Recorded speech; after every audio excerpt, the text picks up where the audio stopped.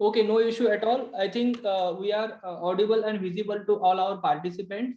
Today we have two guests. First is Mr. Yatish Deshmukh, who is IPS officer and also scored 307 out of 500 in agriculture optional. Another guest is Mr. Mahesh Geet. So I'm requesting Mahesh, please start your that question answer session or your overall strategy and something more about you. Thank you, Krishna. Hello everyone, I am Mahesh Gite. I got 399 rank in 2019 exam, and now I am IPS officer in Telangana cadre. Even once I selected, I again attempt for IAS, but unable to get it. So overall मैंने 3 mains continuously दिया है और एक IFS का भी mains दिया है. Sir, English is compulsory or I can also use Hindi? Yes, you Krishna, can sir? use yes, you can use Hindi and English, both languages. Okay. So if any student have any problem regarding my voice or any concern, then please message me. So मैंने 3 mains continuously दिया और 1 IFS का भी दिया, तो 4 mains मैंने agriculture का दिया और continuously I got more than 260 marks. So जहाँ तक मुझे एग्रीकल्चर का एक पता चला है कि मतलब कैसे मार्क्स लाना है, तो मैं मेरी बस 10-15 मिनट में मेरी स्ट्रैटेजी में डिटेल से आपको बताऊंगा. उसके बाद आप सब यतीश सर को भी सुनेंगे. तो फर्स्टली जब आप एग्रीकल्चर का स्टडी करते हो तो एक बात आपको माइंड में रखना है कि हमारा एग्रीकल्चर जो पूरा ऑप्शनल है वो स्टैटिक ऑप्शनल है. तो यस, आपके लिए राइटिंग भी इम्पोर्टेंट है, बट रिवीजन बहुत ज़्यादा इम्पोर्टेंट है, क्योंकि जब हम पेपर लिखते हैं तो हमें पता चलता है कि पूरा आंसर हमें पॉइंट्स की फॉर्मेट में लिखना है, तो हमें एक्सप्लेन करने के लिए ज़्यादा स्कोप नहीं है. तो अगर आपके पॉइंट्स ज़्यादा नहीं होंगे तो आपको मार्क्स भी कम आ सकते हैं. अब जो पूरा पेपर है हमारा, पहले हम पेपर फर्स्ट के बारे में थोड़ा बोलेंगे. तो पेपर फर्स्ट में हम थोड़ा करंट अफेयर्स यूज कर सकते हैं. जो भी हम GS पेपर 3 के लिए यूज करते हैं करंट अफेयर्स, तो उसका हम डायरेक्टली यूज एग्रीकल्चर के पेपर फर्स्ट में कर सकते हैं. जैसे कि फॉर एग्जांपल अगर कुछ ऑर्गेनिक फार्मिंग का आप क्वेश्चन लिख रहे हो, तो उसके कंक्लूजन में आप जो गवर्नमेंट से स्कीम्स है रिगार्डिंग ऑर्गेनिक फार्मिंग, तो उनको पुट अप कर सकते हो. और फर्स्ट पेपर को हमें थोड़ा GS टाइप भी लिखना है, थोड़ा उनको कंक्लूजन भी देना है, इंट्रोडक्शन भी ठीक से देना है, तो आप पेपर फर्स्ट को अच्छे मार्क्स ला सकते हो. तो सेकंड जो पेपर है उनको कंक्लूजन का जरूरत नहीं है, लेकिन फर्स्ट पेपर को कंक्लूजन मस्ट है. अब आप जब पेपर लिखते हो तो एक बात याद रखो कि आपका क्वेश्चन सिलेक्शन बहुत इंपॉर्टेंट है, क्योंकि आप जब क्वेश्चन सिलेक्ट करोगे तो पहले आउट ऑफ जो हमारे 15 मार्क का एक क्वेश्चन होता है और उसके अंदर जो 3 सब क्वेश्चन होते हैं, तो जिस क्वेश्चन में आप मैक्सिमम मार्क्स का लिख सकते हो तो ऐसे ही क्वेश्चन सिलेक्ट कर लो पहले. और अब यूपीएससी का अगर आपने 2-3 साल का जो मेंस का क्वेश्चन का एनालिसिस किया होगा तो आपको पता चला होगा कि जो माइनर सब्जेक्ट हम बोलते हैं जैसे एक्सटेंशन होगा, इकोनॉमिक्स होगा, तो यूपीएससी यूपीएससी क्या करते हैं, बच्चे क्या करते हैं कि जो मेजर सब्जेक्ट का ही बस स्टडी करते हैं. तो यूपीएससी अब ऐसा क्वेश्चन डिजाइन करती है कि हमें कंपलसरी जो माइनर सब्जेक्ट है उनका भी क्वेश्चन लिखना पड़ता है. तो अगर क्योंकि जो 3 क्वेश्चन होते 2 तो मेजर पे होगा लेकिन 1 माइनर पे होगा, तो आप जो माइनर सब्जेक्ट है उनको भी आप एक्सक्लूड नहीं कर सकते हो, तो आपको उसका भी बहुत ठीक से स्टडी करना है. अभी जब भी आप डेफिनेशन लिखोगे, अब जब हम इंट्रोडक्शन जब क्वेश्चन का करते हैं तो डेफिनेशन भी लिखते हैं, तो आपको ये ध्यान में रखना है कि वो डेफिनेशन बहुत कॉम्प्रिहेंसिव होना चाहिए. जैसे कि उसका एक वैल्यू एडिशन करने के लिए आप साइंटिस्ट का नाम यूज कर सकते हो, कोई ऑर्गेनाइजेशन होगी, अगर एक मतलब कोई भी ऑर्गेनाइजेशन होगी एग्रीकल्चर रिलेटेड, तो उनका भी नाम यूज कर सकते हो, तो वो डेफिनेशन एक कॉम्प्रिहेंसिव हो जाएगी. उसके बाद आपको जो मेन बॉडी लिखते हो, तो अभी आप तो आपका जो जनरल स्टेटमेंट होता है तो उनका मतलब वो ज्यादा इम्प्रेस नहीं करता जो हमारे एग्जामिनर होते हैं. फॉर एग्जांपल अब देखो, म्यूटेशन का अगर आपको क्वेश्चन आया है कि म्यूटेशन का मतलब एग्रीकल्चर के में इम्प्रूवमेंट के लिए मतलब क्या बेनिफिट है और म्यूटेशन के बारे में आपको लिखना है, तो आपने अगर ऐसा एक स्टेटमेंट फर्स्ट लिखा कि it's use for to improve the novel varieties, तो वो वैरायटी का अगर आप नाम नहीं लिखोगे तो वो जनरल स्टेटमेंट बन जाएगा, तो वो एग्जामिनर को इम्प्रेस नहीं करेगा। वैसे भी अगर मतलब आपको स्टेट एग्जाम्पल मतलब बहुत इंपॉर्टेंट है एग्रीकल्चर के इस ऑप्शनल में।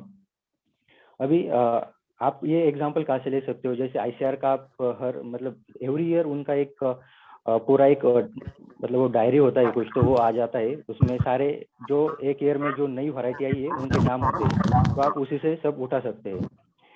इसके बाद अब डायग्राम्स है, देखो जो डायग्राम्स तो हमारे बुक्स में तो है ही, लेकिन आप सेल्फ मेड डायग्राम यूज कर सकते हो। जैसे कि फॉर एग्जांपल आप फोटोसिंथेसिस के बारे में लिख रहे हो, तो फैक्टर अफेक्टिंग द फोटोसिंथेसिस।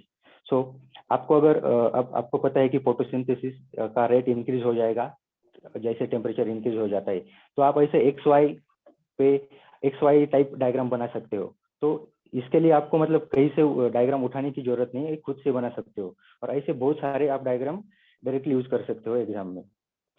अभी जो कंपलसरी क्वेश्चंस होते हैं, क्वेश्चन फर्स्ट और 5, ये 2-3 साल में ऐसा मतलब पता चल रहा है कि वो बहुत डिफिकल्ट आते हैं, मतलब वो कंपलसरी क्वेश्चन होते हैं। तो आपको आपको कुछ ना कुछ उधर लिखना ही है, क्योंकि अगर एक भी मार्क्स आपको मिल जाएगा तो वो भी बहुत मतलब बाद में रैंकिंग मतलब बहुत इम्पैक्ट करता है रैंक डिसाइड करने के लिए। तो आप जो कंपलसरी क्वेश्चन है उसमें मतलब आपको अगर कुछ आता नहीं है तो आप ऐसा कुछ लिखो वो पूरा एग्जामिनर को गलत भी नहीं लगना चाहिए, and you can get at least some 1, 2 और 3 मार्क्स ऑल्सो। तो ये तो मेरा बाकी एक जो ये एंटोमोलॉजी और पैथोलॉजी का जब आप आंसर लिखोगे तो एक बात याद रखना कि वो आंसर स्पेसिफिक दिखना चाहिए, क्योंकि हम जब ऐसा डिसीज मैनेजमेंट के बारे में लिखेंगे तो आप सारे बहुत जनरल आंसर लिखते हैं, तो उधर जो केमिकल है उनका स्पेसिफिक नाम आना चाहिए, उसका जो परसेंट होता है वो भी मतलब स्पेसिफिक ही आना चाहिए। तो आप ऐसा कर सकते हो कि जो कुछ हमारे मेजर डिसीज है तो उसका एक जो जनरल आप एक साइड निकाल के रख सकते हो, और वो सभी सभी जगह वही यूज कर सकते हो। तो फिर एग्जामिनर को भी ऐसा लगेगा कि आपने बहुत स्पेसिफिक फैक्ट्स वगैरह यूज किया है, तो उधर आप अच्छे मार्क्स ले सकते हो। और अभी मतलब ये 2-3 साल में ओवरऑल ही ऑप्शनल का स्केलिंग बहुत कम हुआ है, मतलब एग्रीकल्चर का तो हुआ ही है, लेकिन बाकी भी ऑप्शनल का हुआ है। तो मतलब 300 मार्क तो अभी बहुत मतलब तो डिफिकल्ट नहीं है, लेकिन आपने अगर सही से किया और स्केलिंग नहीं हुआ तो आप इजीली 300 मार्क ले सकते हो। और एक बात हमेशा याद रखो, ऑप्शनल बहुत इंपॉर्टेंट है। अगर आप मतलब 250 से नीचे मार्क्स लाते हो तो उसका मतलब कोई इम्पोर्टेंस नहीं है, आपको ज्यादा ही मार्क लेना है, क्योंकि आपने अगर पूरे आईएएस का या आईपीएस का जो लोग सिलेक्ट हुए उनका मार्क्स देखो, आपको पता चलेगा कि जो भी कैंडिडेट सिलेक्टेड है उनका ऑप्शनल में मोर देन 260 ही है सबके। तो आपको ऑप्शनल बहुत सही से करना है। अभी कृष्णा सर, आप यतीश सर को हैंड ओवर कीजिए, क्योंकि मैंने प्रिपेयर नहीं किया था, मैं डायरेक्टली ज्वाइन हुआ था, तो मेरी तरफ से तो इतना ही है। अगर कुछ प्रॉब्लम है किसी को तो मुझे डायरेक्टली कांटेक्ट कर सकते हो। Mahesh, what is your last line for this year's mains candidate who are writing their mains on 15th or 16th of January this month? What are your last suggestions to them? Last suggestion, आप अभी बस नया कुछ मत करो, जो भी आपने किया है उसको बहुत सही से रिवाइज करो। अभी जब आप रिवाइज करोगे तो फर्स्टली डेफिनेशन पे ज्यादा फोकस करो, क्योंकि वो बहुत इंपॉर्टेंट है। उसके बाद आपने जो मेजर हाइलाइट्स पॉइंट निकाले हैं उस पॉइंट्स को ही ज्यादा रिवाइज करो, मतलब डेफिनेशन, पॉइंट्स और एग्जाम्पल, ये 3 पॉइंट्स पे आप ज्यादा फोकस करो, क्योंकि ज्यादा हमें एक्सप्लेन नहीं करना है, इसलिए जो हेड पॉइंट्स है उनको ही आप ज्यादा रिवाइज करो, so you can gate easily, आपको रिकॉल हो जाएगा। और पेपर कंप्लीट होना चाहिए। आप एक टाइम मैनेजमेंट ऐसा बनाओ कि मतलब कुछ क्वेश्चन छूटने नहीं चाहिए, क्योंकि क्या होता है जब हम एक जीएस का क्वेश्चन छोड़ते हैं तो उधर ठीक है हमें 4-5 मार्क्स मिल सकते हैं, लेकिन अगर हमने ऑप्शनल का एक क्वेश्चन छोड़ दिया 10 मार्क का, तो उधर हम 8 भी मार्क्स मिल सकते हैं। तो ऑप्शनल में अगर हमने एक क्वेश्चन छोड़ दिया तो लॉस हमारा ज्यादा है इधर। तो आप एक ध्यान में रखो कि आप पेपर को पूरा कंप्लीट करो। और अभी आपके पास 3 दिन है तो आप बस रिवाइज करो, डेफिनेशन, मेजर पॉइंट्स और एग्जाम्पल, बस ये 3 ही करो। Okay, friends. So more and more revision and completion of paper. This is the crux, last crux from Mahesh. This little bit interaction with us. Mahesh is also with us. He will also join at the end of this session. Now we are moving to Mr. Yatish Deshmukh. Yatish sir, you are there? Hello. Yes, Krishna. Yes, you can interact with our students right now. Yes, good evening, everyone. मैं Yatish Deshmukh, 2018 batch IPS, Maharashtra cadre. So I saw one question that he was asking the background of Mahesh Gite. So I'll tell about myself. I have completed masters in agriculture, especially in genetics and plant breeding. And about Mahesh, he has completed his bachelor's in horticulture from College of Agriculture, Pune. So मेरे लिए थोड़ा सा आसान था masters के बाद agriculture prepare करना, क्योंकि जो जेनेटिक्स मोस्टली जो पेपर 2 डिफिकल्ट माना जाता है, तो वो ऑलरेडी मेरा अच्छे से प्रिपेयर हो गया था। जैसे जेनेटिक्स एंड प्लांट ब्रीडिंग में बहुत सारे सब्जेक्ट ऑलरेडी कवर होते हैं पेपर 2 के, जो ज्यादा डिफिकल्ट है वही कवर हो जाते हैं, इसलिए थोड़ा सा रिलेटिवली इजी था मेरे लिए। तो अभी जो मेंस लिख रहे हैं, जो लोग अभी 2-3 दिन बाद मेंस लिखने वाले हैं, उनके लिए थोड़ा सा मैं 5 मिनट के लिए थोड़ा सा बता देता हूँ कि अभी तो टाइम बहुत कम है। अभी कोई कुछ जैसे हम लोग बोल रहे हैं कि ये करो वो करो, या फिर हम जो नए स्टूडेंट्स को जो बताने वाले हैं, वो कहीं पे थोड़ा सा आइडियल है। वो 100, उसको अगर 100 मान रहे हो आप, तो वो तो कोई नहीं कर पाएगा। मतलब जैसे हम बताएंगे कि आप सब कुछ रिवाइज करो, 3-4 बार रिवाइज करो, सबका आंसर लिखो, डायग्राम लिखो, लेकिन अब तक आपने अगर प्रिपेयर नहीं किया है तो कोई टेंशन की बात है नहीं। अभी जो टाइम बचा है उसमें मैक्सिमम जितना आपने पढ़ा है उतना अगर रिवाइज कर रहे हो आप, तो वही आपके लिए एक अच्छा रहेगा। जो भी आपने पढ़ा है अभी तक, जैसे महेश ने बताया कि ज्यादा से ज्यादा आप पढ़ो, उसको रिवाइज करो। और जब मैं जैसे ही आप लिखते हो, लिखने के टाइम पे पहले थोड़ा सा देख लो आप, जैसे compulsory question 1, first and fifth question जो कंपलसरी है, उसको आप एक बार अच्छे से देख लो। वो तो आपको लिखना ही है, लेकिन जो बाकी जो बचे हुए क्वेश्चंस है उसमें से अच्छे से आपको सिलेक्ट करना है कि which question you are going to write. तो पहले वो अच्छे से उसको सर्कल कर लो या हाईलाइट कर लो। तो बहुत बार मैं फिर से, मतलब लास्ट ईयर भी मैंने बताया था, जैसे सेशन में मेंस के पहले एग्जैक्टली 1 साल पहले हुआ था, इन सेम सेम प्लेटफॉर्म पे एक हमारा सेशन हुआ था। तो उस पे भी मैंने रिपीट किया था। एक मेरे सीनियर बैच के एक दीपक धामने नाम के सीनियर है, अभी वो IRS में है। तो उनका एक क्वेश्चन गलती से उन्होंने एक ही सेक्शन में 3 क्वेश्चन लिख दिए, 3 नहीं 4 क्वेश्चन लिख दिए एक सेक्शन में। जैसे सेक्शन A सेक्शन B होता है, तो दोनों मिला के 5 लिखने हैं, लेकिन एक सेक्शन से मिनिमम 2 क्वेश्चंस लिखने हैं। तो उन्होंने गलती से एक सेक्शन में 4 लिख दिए, तो उनके 50 मार्क जो लिखे थे वो एकदम वेस्ट हो गया। तो 50 में से कम 30 आ जाते उनको, तो 30 मार्क्स का उनको नुकसान हुआ। तो सीधा मतलब उनका रैंक आया 700 के आसपास कुछ रैंक आया। अगर वो सही से क्वेश्चन चुनते तो शायद उसी साल उनको IAS मिल जाता। तो उसके बाद उनके कम से कम 4-5 साल वेस्ट हो गए।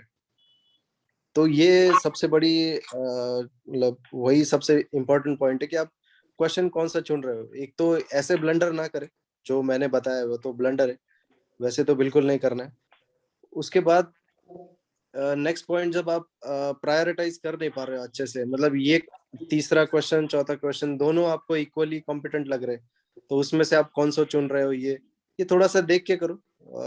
जिसमें ज्यादा मार्क्स, मतलब जितने ज्यादा मार्क आप अटेम्प्ट कर पा रहे हो, जैसे सेक्शन क्वेश्चन 5 में सब क्वेश्चंस कितने हैं, सब क्वेश्चन में से कितने आप अटेम्प्ट कर पा रहे हो, कितने कंफर्म अटेम्प्ट कर रहे हो, कितने जैसे थोड़ा सा आधे आधे आ रहे हैं, आपको ठीक से पता नहीं है, वो एक बार ठीक से देख के आपको एक बार देख लेना है ठीक से। उसके बाद फिर जैसे क्वेश्चन तुम सॉल्व कर रहे हो, एक बार सिलेक्शन हो गया। आंसर राइटिंग में सबसे मेरा जैसे था, मैंने पॉइंट फॉर्मेट में ज्यादा लिखा था कि ज्यादा से ज्यादा जो क्वेश्चन के डिमांड है वो सेटिस्फाई करो। क्वेश्चन ठीक से पढ़ लो। जैसे क्या होता है मेंस में बहुत ज्यादा प्रेशर होता है, ठीक से पढ़ नहीं पाते हम लोग, तो उसको आप अगर अच्छे से पढ़ लो तो शायद मतलब एक 10-15 सेकंड अगर थोड़ा और ज्यादा उसको टाइम दे रहे हो आप, तो पॉसिबल पॉसिबल है कि कुछ नए पॉइंट्स आप आपके दिमाग में आ जाए, नए पॉइंट कुछ वैल्यू एडिशन हो जाए, वो एक मार्क आपको क्या पता कहाँ हेल्प करेगा। तो बेटर है कि क्वेश्चन को 15-20 सेकंड थोड़ा सा अच्छे से पढ़ो, जो क्वेश्चन थोड़ा सा ट्रिकी लग रहा है, और जल्दबाजी में उसको अलग मीनिंग लेके अलग आंसर लिख देंगे, फिर बाद में पता चलेगा अरे ये नहीं लिखना था, वो लिखना था। तो वो भी थोड़ा सा ध्यान रखो, क्वेश्चन में 10-15 सेकंड एक्स्ट्रा दो, और बस पॉइंट फॉर्मेट में लिखो, ज्यादा एक्सप्लेन करने की जरूरत है नहीं। अगर कोई टेक्निकल पॉइंट लिखना है तो थोड़ा सा एक एक लाइन में उसको एक्सप्लेन कर सकते हो, लेकिन अदरवाइज बस जितना ज्यादा पॉइंट फॉर्मेट में जितने मैक्सिमम पॉइंट्स कवर कर पाओगे उतना अच्छा रहेगा आपके लिए। जैसे मेंस में डायग्राम का महेश ने बताया कि डायग्राम अच्छा रहेगा, जितने ज्यादा डायग्राम आप निकाल सकते हो उतना निकालो, लेकिन अननेसेसरी डायग्राम क्रिएट मत करना हर क्वेश्चन में। जैसे कोई क्वेश्चन एकदम सीधा सीधा 5-6 पॉइंट लिख के खत्म कर होने वाला है, तो खत्म करो। अननेसेसरी उसको टाइम दिमाग में और डायग्राम इमेजिन करके टाइम वेस्ट मत करो, स्पेस वेस्ट मत करो। स्पेस भी लिमिटेड है, टाइम तो चलो छोड़ो लिमिटेड है ही, लेकिन स्पेस इतना लिमिटेड है, कभी कभी क्या है अननेसेसरी थिंग्स लिख देते हो, फिर बाद में इंपॉर्टेंट पॉइंट लिखने के लिए जगह नहीं है, वैसे नहीं होना चाहिए। तो गिवन स्पेस गिवन टाइम दोनों में आपको लिखना है, तो वो एक स्किल है, उसके लिए प्रैक्टिस की जरूरत है। तो एक क्रिस्प आंसर लिखना है उसमें, उसके लिए पॉइंट फॉर्मेट एक आइडियल है, और जहाँ पे डायग्राम पूछा है वहां पे तो निकालना है, लेकिन जहाँ पे नहीं पूछा वहां पे थोड़ा सा कॉशियसली निकालो, टाइम भी ना जाए और स्पेस भी ना जाए। और जैसे अगर तुम पैराग्राफ में लिखना चाहते हो, ज्यादा आपको ज्यादा स्पेस या ज्यादा टाइम लगने वाला है अगर पैराग्राफ में लिखोगे, और डायग्राम फॉर्मेट में लिखने से अगर टाइम स्पेस दोनों बचता है तो वो प्रेफर करो। जैसे मोस्टली सर्कुलर सर्कुलर डायग्राम में लिखते हैं हम लोग, बहुत सारे क्वेश्चंस तो उसमें अटेम्प्ट हो जाते हैं, वैसे ट्राई करो। बाकी अभी जैसे महेश ने बताया कि कंपलसरी क्वेश्चन में थोड़ा डिफिकल्ट अभी सवाल आ रहे हैं। जैसे जो लिखना है, जो कम से कम 50 मतलब 100 मार्क्स को जो क्वेश्चंस है वो थोड़े डिफिकल्ट हो रहे हैं। जैसे और स्केलिंग भी अभी जो सिलेक्टेड कैंडिडेट्स का एवरेज है एग्रीकल्चर का, वो भी अराउंड 250 है इस साल का। तो हर साल होता रहता है जैसे स्केलिंग, लेकिन अगर यही इसी इस साल भी वैसे ही चला तो you try to get around 270-275। तो उसके लिए क्या है ना, ये जो 100 मार्क्स है कंपलसरी क्वेश्चन की, ये बहुत मैटर करेंगे। उसके लिए आप कंपलसरी क्वेश्चन में जैसे एकदम ही आउट ऑफ सिलेबस है, या फिर एकदम आपके आउट ऑफ सिलेबस तो नहीं होगा कुछ भी, लेकिन जैसे प्रिपरेशन में आपने कुछ उसके बारे में पढ़ा नहीं है, फिर भी कुछ ना कुछ कोशिश करो, कुछ ना कुछ उसमें मतलब लिखने की कोशिश करो। कोई अप्लाइड क्वेश्चन है, जैसे क्लाइमेट चेंज रिलेटेड पूछा है, कंसेप्ट आपने एकदम बेसिक प्रिपेयर किया है और क्लाइमेट चेंज रिलेटेड कुछ पूछा है उसमें, तो आपको अटेम्प्ट कुछ ना कुछ कोशिश करके उसको अटेम्प्ट करो, ब्लैंक मत छोड़ो बिल्कुल।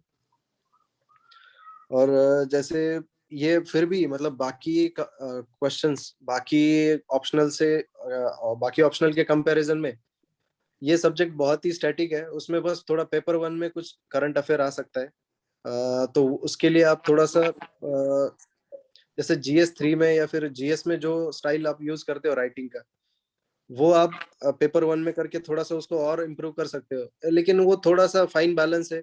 एकदम भी जनरल बिल्कुल नहीं करना है पेपर को, ज्यादा जनरल लिखोगे तो शायद मार्क्स कम आ सकते हैं, बिल्कुल जनरल भी नहीं लिखना है उसको।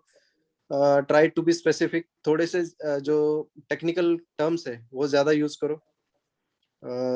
जैसे सॉइल साइंस या वीड साइंस, ये ऐसे ऐसे क्वेश्चंस में आप टेक्निकल टर्म्स एक्सपेक्टेड है वो यूज करो, उसको मिस मत करो, ज्यादा जनरलाइज मत करो पेपर को। लेकिन टेक्निकल बॉडी में जो स्ट्रक्चरल पार्ट है बॉडी में, आप टेक्निकल टर्म्स यूज करके कंक्लूजन में आप थोड़ा सा जनरलाइज कर सकते हो, या करंट अफेयर्स या फिर जो करंट है उसको तो आप कंक्लूजन में थोड़ा सा लिख सकते हो। तो ये सब चीजें जो मेंस लिख रहे हो जो लोग, उनके लिए है। और थोड़ा स्पीड स्पीड मेंटेन रखना टाइम के हिसाब से, जैसे 3 घंटे 5 क्वेश्चन लिखने हैं, तो हर क्वेश्चन को अराउंड 35 मिनट्स है, तो वो थोड़ा सा स्टिकअप रहो उसके लिए। अगर कोई क्वेश्चन आपको आधा अटेम्प्ट कर रहे हो, या फिर एक क्वेश्चन आपको ठीक से नहीं आ रहा, तो उसके 10 मिनट आप दूसरे क्वेश्चन में यूज कर सकते हो। अगर लास्ट क्वेश्चन है आपको ठीक से नहीं आ रहा उसको, तो 25 मिनट दो, उसके 10 मिनट पहले किसी क्वेश्चन में आप कंज्यूम करो, तो वो थोड़ा सा टाइम को थोड़ा सा ध्यान में रखते हुए अच्छे से हर सवाल को अपना ड्यू टाइम दो। और अगर पहले ही क्वेश्चन में कभी कभी ज्यादा टाइम लग जाता है, जैसे 35 मिनट्स की जगह आपको 40 हो गए, 45 हो गए, तो वो थोड़ा सा बाद में कवर हो सकता है। पहले क्वेश्चन में शायद टाइम लग सकता है, जो फर्स्ट टाइम मेंस लिख रहे हैं उनके लिए। तो वो भी आप एक अच्छे से लिख लो, ज्यादा से ज्यादा क्वेश्चन अटेम्प्ट करो। बहुत बार क्या होता है, जैसे किसी को नहीं पता क्या मतलब मेंस में क्या काउंट होता है जनरली। हम जस्ट एक्सपीरियंस के बेस पे बता रहे हैं आपको, पॉइंट लिखो या फिर डायग्राम लिखो, या ये सब एक्सपीरियंस है, किसी को पता नहीं एग्जैक्टली क्या काउंट होता है। तो मेरा एक सजेशन है, कोई क्वेश्चन ब्लैंक मत छोड़ना, अनलेस आपको एकदम बिल्कुल आता ही नहीं है एग्रीकल्चर में, तभी उसको छोड़ो, अदरवाइज कुछ ना कुछ लिख के आओ उसमें।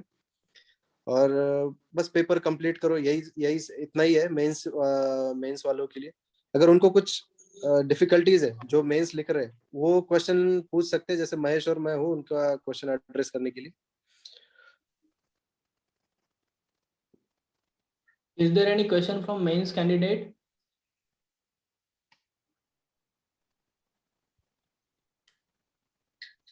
You just message us. Okay, we will unmute you. Yatish, there is question in chat box. Okay.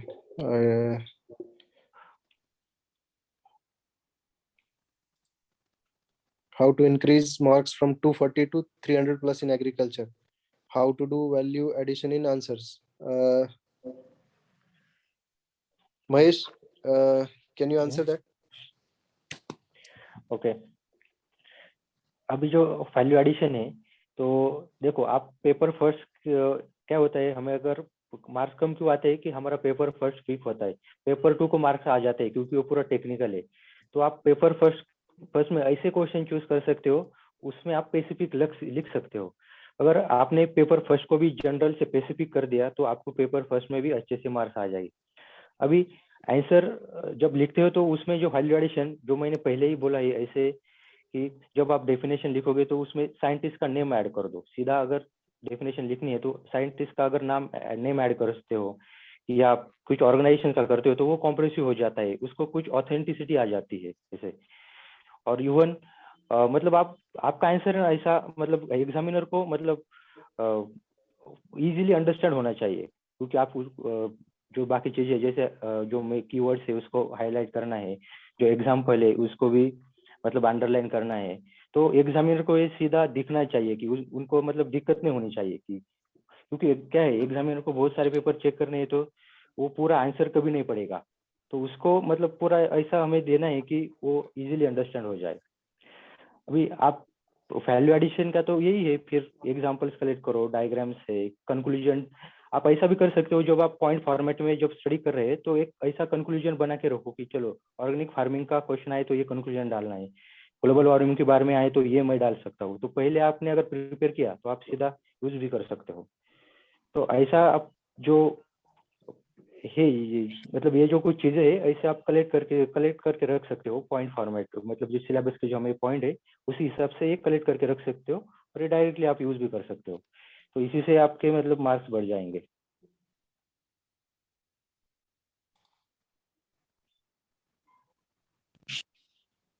Hello sir, मैं कृष्णा बोल रहा हूँ। मैंने सेकंड पेपर जो है हमारा एग्री ऑप्शनल का, उसका पढ़ाई अच्छे से किया, नोट्स वगैरह निकाला है। बट जो पेपर फर्स्ट है उसका कुछ भी नहीं किया है, और इस साल का अटेम्प्ट में देने जा रहा हूँ। तो पेपर फर्स्ट का जो मेरा स्टडी है, वो जो गैप होता है प्रीलिम्स और मेंस के बीच में, वहाँ पे कंप्लीट हो सकता है क्या? हाँ हो सकता है, मतलब हो सकता है, इजीली हो सकता है, क्योंकि मतलब पेपर फर्स्ट के लिए ज्यादा सिलेबस नहीं है। अगर आपने पूरा जो फर्स्ट पेपर के पूरे सिलेबस के पॉइंट देखे तो आपको पता चल जाएगा कि जो मेजर पॉइंट्स है उनमें ही क्वेश्चन रिपीट हो जाते हैं। जैसे सॉइल का है तो फिर वो सॉइल रिक्लेमेशन प्रैक्टिसेस, और 2-3 पॉइंट्स है, उसी पॉइंट पे रिपीटेड क्वेश्चन आते हैं। तो मतलब आप उस टाइम भी कर सकते हो, हमारे पास बहुत ज्यादा टाइम भी होता है। और तो पेपर सर फर्स्ट दूसरा का तो आपको मतलब कुछ ऐसा मतलब पेपर सेकंड जैसा कुछ डिफिकल्ट नहीं है, तो आपको बस पॉइंट फॉर्मेट में ही मतलब रिवीजन ज्यादा करना है बस।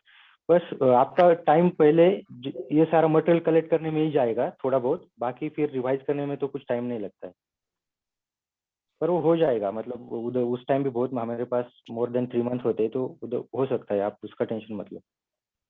और सर लास्ट क्वेश्चन ये है कि जो कंसेप्ट है पेपर 2 के हमारे कि जैसा जेनेटिक्स में है, प्लांट ब्रीडिंग में है, और बहुत सारी हमारे ब्रीडिंग के मेथड्स आहे उसको ते किती पण पाठ केलं तरी म्हणजे असं लक्षातून जाते थोडं थोडं, असं डायरेक्टच म्हणजे येतच नाही लक्षात लिहिताना आन्सर लिहिताना, हम्म तर त्यासाठी काय करता येईल ते कन्सेप्ट क्लिअर करण्यासाठी? ते क्लिअर आहेत म्हणजे असं हम्म मनातली मनात वाटतं की येतंय आपल्याला, पण ज्यावेळेस थोडंसं लिहायला जातो म्हणजे आता म्युटेशन्स असेल, त्याची प्रोसिजर असेल, मग ते प्रोसिजर मध्ये कुठं ना कुठं तरी असं पॉईंट मिस होत आहेत, त्यासाठी ओके. काय करता येईल? ऍक्च्युली कसं आहे, तुम्ही जे पेपर सेकंड पाहिला किंवा फर्स्ट, ज्यावेळी तुमचे कन्सेप्ट पूर्ण क्लिअर नाहीये, तर त्यावेळी तुम्ही जे किती जरी वेळा पाठ केलं तरी तुम्ही ते परत लगेच विसरून जाल 1-2 दिवसानंतर. सो तुम्ही ती गोष्ट म्हणजे आप आपका जो कंसेप्ट है ना, उसको बहुत सही से अंडरस्टैंड करो। और मतलब अगर आपको वो कंसेप्ट क्लियर नहीं हो रही है, तो आप मतलब कुछ यूट्यूब पे वीडियो देखो, पर उसको बहुत क्लियर करो, क्योंकि एक बार आपने क्लियर किया तो आपको इजीली मतलब वो रिकॉल हो सकता है। अपने वो मतलब हम पाठ क्यों करते हैं? अगर हम मतलब हमें सही से वो कंसेप्ट पता नहीं है, इसलिए हम बार बार रिकॉल करते हैं, मतलब बार बार रिवाइज करते हैं, लेकिन वो हम याद नहीं रख पाते, क्योंकि हम वो कंसेप्ट हमें क्लियर ही नहीं होता है। तो आप एक एक फोकस करके त्याच्यावर तो पूर्ण एक त्याला व्यवस्थित अंडरस्टँड करून घे, आणि त्यासाठी मग एक आपण रायटिंग प्रॅक्टिस म्हणतो, ते पण महत्वाचं आहे. वाटलं तर ज्यावेळी तू त्या टॉपिकचा अभ्यास करतोय, त्यावेळी जे क्वेश्चन अगोदर युपीएससीने विचारले त्याचे तू सगळे आन्सर राईट करून घे, तर तुला ते तिथं पण म्हणजे होऊन जाईल, काही प्रॉब्लेम नाहीये. आणि ज्या गोष्टी तू ऑलरेडी विसरतोयस, तर त्या अशा साईडला करून घे, वाटलं तर त्याला परत परत रिवाइज करीत राहा. So next question is about art background student, how to handle the part 2, particularly paper 2.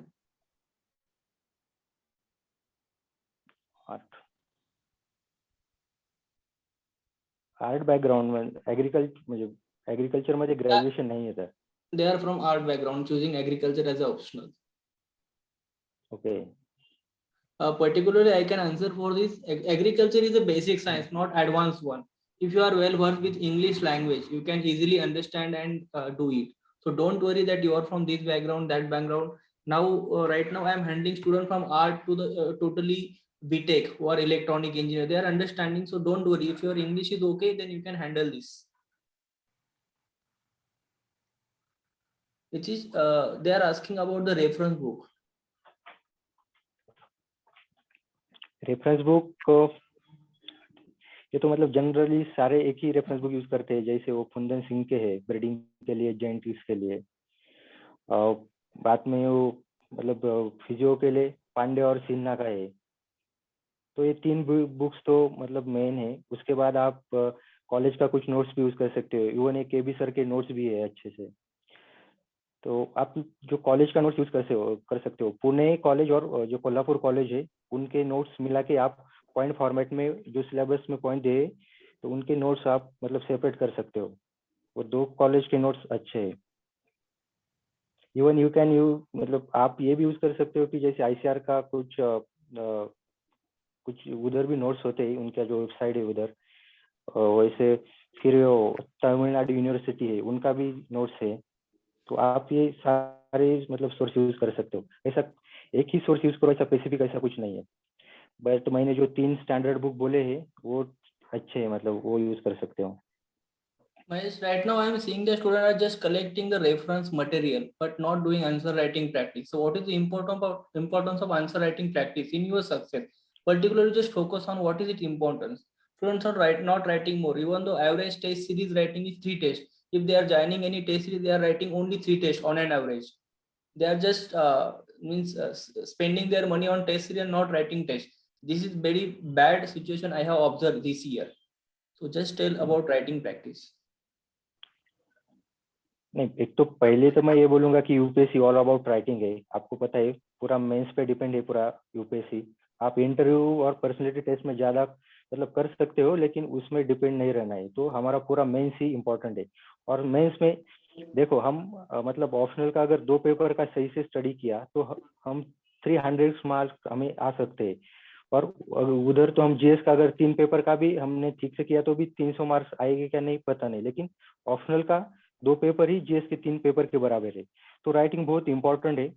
अभी मैंने बोला है कि मतलब जैसे हमारा जो ऑप्शनल है वो स्टैटिक है, तो ऐसा नहीं कि आप कंटिन्यूसली राइटिंग करके कुछ उसमें इम्प्रूव ज्यादा करोगे, क्योंकि अगर आपको फोटोसिंथेसिस की डेफिनेशन आपने रट रखी है तो आपने कितना भी बार वो लिखी तो आप सेम ही लिखोगे, तो उसमें इम्प्रूवमेंट नहीं होने वाला है। लेकिन आपको एटलीस्ट थोड़ा बहुत तो लिखना चाहिए, क्योंकि क्या होता है, हमने ग्रेजुएशन एग्रीकल्चर में कंप्लीट किया है तो हमें लगता है कि हमने मतलब बहुत ज्यादा लिखा है तो कुछ जरूरत नहीं है। क्योंकि मेरा भी ये मतलब प्रॉब्लम हुआ था, मैंने भी थोड़ा बहुत कम आंसर राइटिंग किया है, लेकिन अगर आप आंसर राइटिंग करोगे तो डेफिनेटली आपके मार्क्स बढ़ सकते हैं। मतलब एक फाइन बैलेंस मेंटेन करो, आपको आंसर भी लिखना है और आपको रिवीजन भी उतना ही करना है।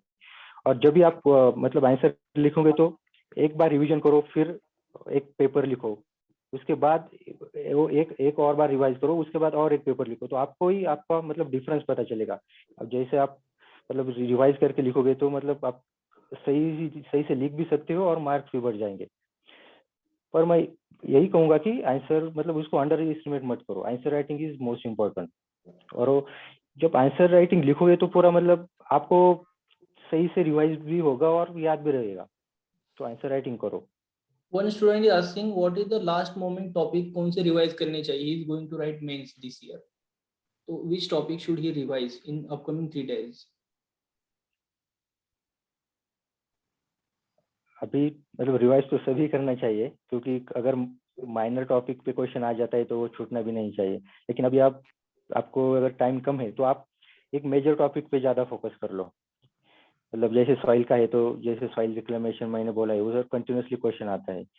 तो एक जेंटिस का है तो अभी आपने सही से एनालिसिस किया होगा तो आपको पता चलता है कि अल्टरनेट ईयर कुछ मेजर टॉपिक पे क्वेश्चन आ जाता है। एक ईयर उसको मतलब नहीं पूछा जाता, लेकिन अल्टरनेट ईयर पे आ जाता है।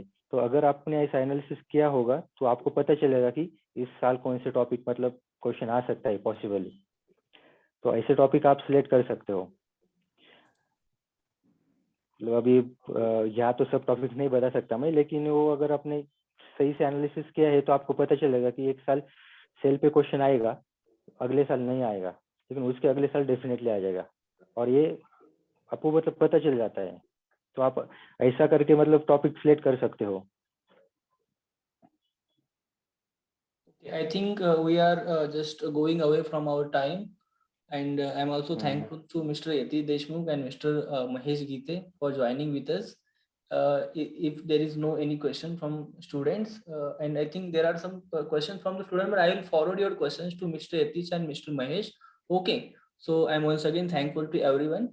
Okay, Mahesh, if you want to address anyone's question, you can address, or otherwise we will stop here.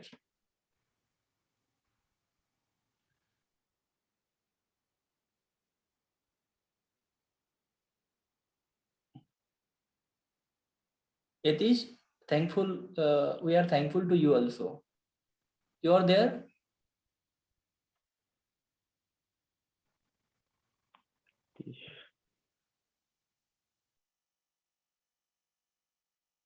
Okay. Thank you, Mahesh. Thank you for joining. Thank you, sir. Thank you. Thank And you. all the best, all of you. Thank you.